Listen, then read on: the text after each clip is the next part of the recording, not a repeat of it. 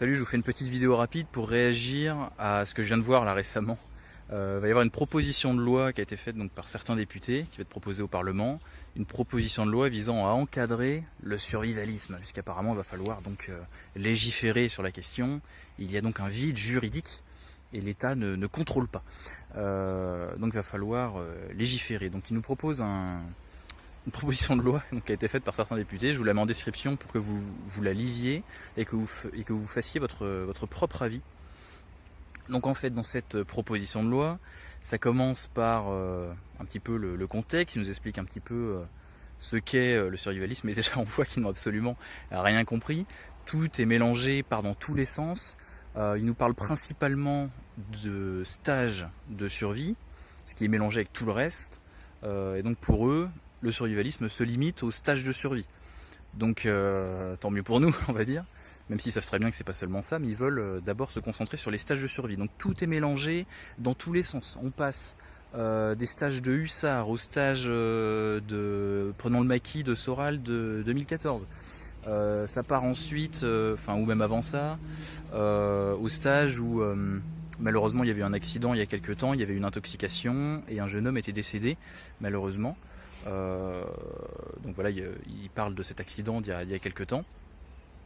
Ça part aussi sur le gars là, qui a tué son patron dans la Syrie il y a pas longtemps, qui était soi-disant survivaliste, passionné d'arsenaux de guerre, c'est vraiment écrit comme ça.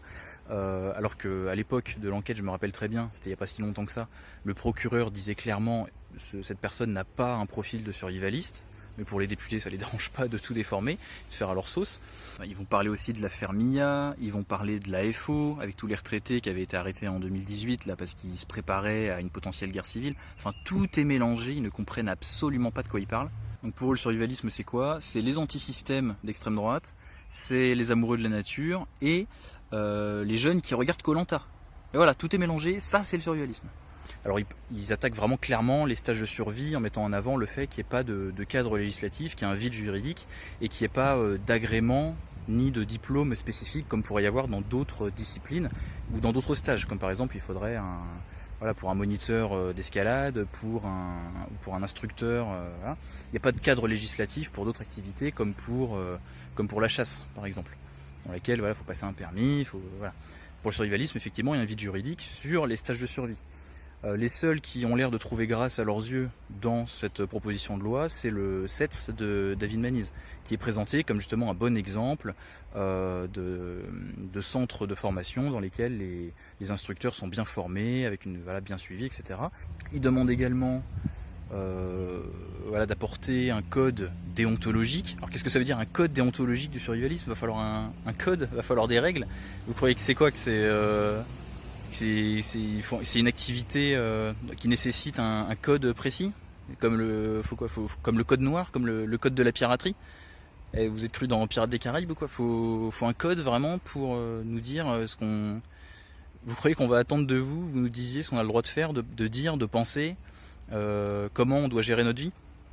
Enfin bon, ils connaissent absolument pas le sujet et la thématique. Ils pensent vraiment que c'est une activité. Mais jamais vous allez pouvoir faire de législation là-dessus. Parce que si j'ai envie de me former au premier secours, si j'ai envie de faire un stage pour apprendre l'apiculture, par exemple, c'est du survivalisme ou c'est de l'écologie ou c'est j'ai envie de faire mon potager. Enfin, tout est mélangé, vous ne connaissez absolument pas le sujet. C'est ridicule. Également, bien sûr, donc en dernière proposition de loi, bien sûr, la proposition de taxer, évidemment. Évidemment, l'État doit prendre sa part là-dessus. Il n'y a pas de cadre législatif, il y a un vide juridique, il faut en mettre un, il faut apporter une réglementation, il faut décider qui a le droit d'être instructeur, qui n'a pas le droit d'être instructeur, et bien sûr, il va falloir déclarer et taxer, et être taxé. Bien sûr, c'est la suite logique, bien sûr. C'est absolument évident. Alors, qui sont à l'initiative de cette proposition de loi complètement flou et ridicule? En premier lieu, Monsieur Taché.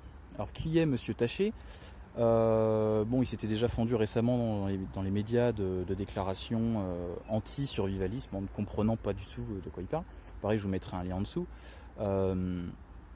Monsieur Taché, c'est quelqu'un qui pourtant vient du peuple, fils de ce que j'ai vu, fils d'agent hospitalier. Sa maman est ASH, il a lui-même fait un CAP plombier. Donc on pourrait croire qu'il vient de notre milieu, quoi, qu'il vient de chez nous, enfin qu'il vient du peuple. Et après, non, études de droit, parti socialiste, trahison par opportunisme, par carriérisme, hop, la République en marche, pour finalement repartir de la République en marche, pour faire sa propre voie, son propre groupe sociodémocrate. Donc qu'est-ce que c'est, monsieur Taché? C'est par exemple la légalisation totale du cannabis à des fins même récréatives. C'est par exemple la polygamie. Pour lui, pourquoi l'État devrait se mêler de la polygamie? Donc l'État doit se mêler du survivalisme, mais l'État doit laisser faire et trouver parfaitement normal la polygamie. Bon, voilà, c'est le genre d'opinion qu'il peut avoir. C'est quelqu'un qui est pour le voile à l'école, dans les sorties scolaires, etc. C'est quelqu'un pour qui, par exemple, quand Marlène Schiappa veut faire expulser une famille de Bosniaques qui ont séquestré et torturé une adolescente, pourtant c'est Marlène Schiappa, hein, c'est pas Marine Le Pen, et ben il trouve que c'est de la haine islamophobe. Voilà, c'est ce genre de personne. Donc voilà, on est face à une fine équipe de députés de gauche, donc qui est sortie de nulle part. Mais c'est quoi la gauche? C'est quoi? C'est faire chier ses concitoyens, encourager l'islamisation de la société. Elle est où la laïcité là-dedans? C'est voilà, faire chier des centaines de milliers de personnes qui pensent un petit peu à leur autonomie. Donc c'est quoi? C'est faire des parallèles entre l'extrême droite et le survivalisme à tout va, et pour n'importe quel prétexte. C'est traiter de nazis des gens qui ont juste envie de s'occuper de leur famille, produire des choses par eux-mêmes et passer du temps dans la nature. Ça, c'est absolument ridicule. D'où vous venez, monsieur Taché? Votre maman qui était dans le milieu hospitalier, je connais bien, quand elle allait faire une formation incendie, au cas où, ou une formation premier secours, au cas où. C'est quoi? C'est de la préparation? C'est du survivalisme? C'est du fascisme? C'est l'extrême droite? C'est la paranoïa?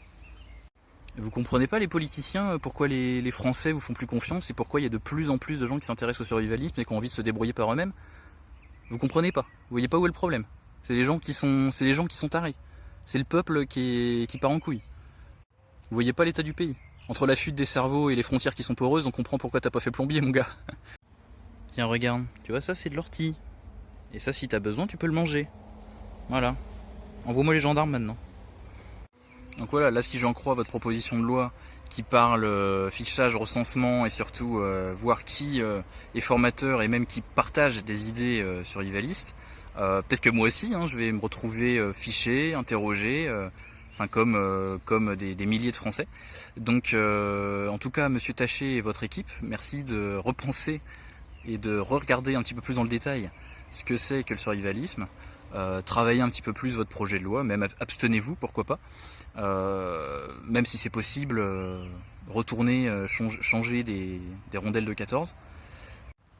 Donc monsieur Taché, au lieu de vous occuper de notre vie et de vous prononcer en faveur de la polygamie, du cannabis, du voile, de l'islam, et même de supprimer toute souveraineté du pays pour que toute souveraineté nationale soit transférée à l'Union Européenne, monsieur. Au lieu de vous occuper de tout ça, essayez d'un petit peu mieux comprendre les Français, essayez de faire votre boulot, d'être au service des citoyens et des Français, et pas d'être au service de je ne sais quoi. Si vous voulez pas bon, je peux me contenter seulement d'un petit pied de nez en disant qu'on pourrait seulement supprimer l'accent de votre nom de famille, et voilà, c'est la seule chose que je peux faire. Donc, de toute façon, je fais une vidéo pour rien, et c'est un coup d'épée dans l'eau. Donc voilà, c'est aussi pour informer les survivalistes français. Sachez que nous n'avons aucune intention belliqueuse, nous voulons simplement vivre en paix, faire notre vie, et voilà. Donc à vous tous qui me regardez, merci de m'avoir écouté. Prenez soin de vous, préparez-vous, continuez à vous préparer, gagnez en autonomie, en indépendance, et prenez soin de vous et de votre famille. À très bientôt.